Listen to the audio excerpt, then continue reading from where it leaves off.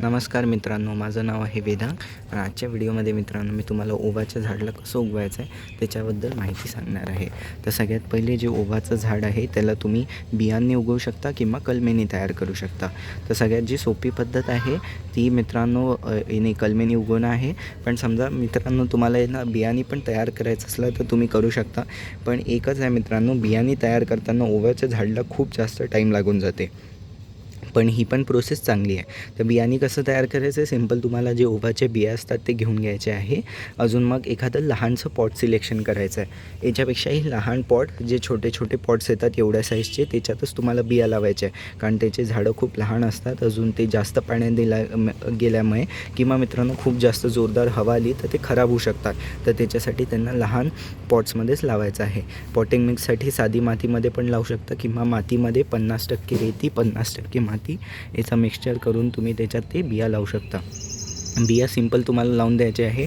किंवा दोन मेथड जे आता याच्यात, एक तर बिया थोड्याशा टाकल्या, बिया आपल्या अशा जमिनीवर थोडी थोडी स्पेस सोडून त्याच्यावर माती टाकून दिली, किंवा मित्रांनो डायरेक्टली जे बिया आहे ते मातीवरती कुंडीवरच अशा आपल्या वरच्या सरफेसवर असे टाकून द्यायचे, त्याच्यावरतून माती नाही टाकायची. तर तसं तर माती टाकायला पाहिजे, कारण कोणी म्हणजे पक्षी वगैरे खाऊ शकतात वगैरे त्याच्यासाठी.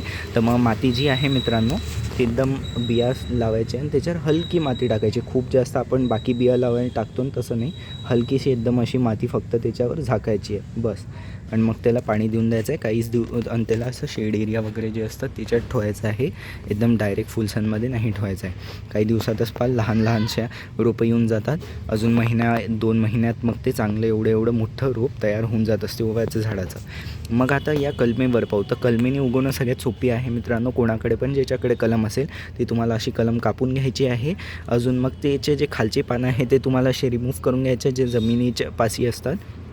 त्या कलमेला पूर्ण तयार करायचं आहे. चांगली गॅप सोडायची आहे. मधात मातीचं छिद्र करायचं आहे आणि तिथे डायरेक्टली कलम लावून द्यायची आहे. अजून फास्ट उगवायचं असलं तर ॲलोवेरा जेल किंवा हनी म्हणजे शहद जे आहे ते शहद तुम्हाला जे खालचा जो पोर्शन आहे जो मातीत चाललेला आहे तिकडे तुम्हाला हळद किंवा ॲलोवेरा जेल किंवा शहद या तिघांपैकी कोणतंही लावून द्यायचं आहे आणि मग तुमची कटिंग डायरेक्टली लावून टाकायची. आता पावसाळा सुरू आहे तर ही खूप लवकर उगून जाईल.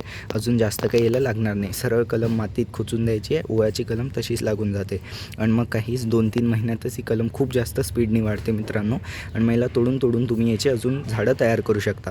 आणि मग जसंच झाडाची एक चांगली लेंथ होऊन जाईल, मिनिमम एवढी तरी लेंथ पाहिजे, जशी या मिरचीच्या झाडाची पाहू शकता एवढी लेंथ तरी झाली तर तेव्हा मित्रांनो मग तुम्हाला जे ओव्याचे झाड आहे त्याचे पानं तोडणं सुरू करायचे. एवढं तरी झाड असलं पाहिजे.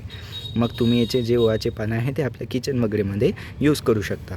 तर अशा प्रकारे मित्रांनो ओव्याचं झाड आपल्याला घरच्या घरी तयार करायचं आहे. तर कसा वाटला व्हिडिओ आवडले असल्यास व्हिडिओला लाईक करा, शेअर करा, माझ्या चॅनलला सबस्क्राईब करून बेल आयकन नक्की दाबून द्या.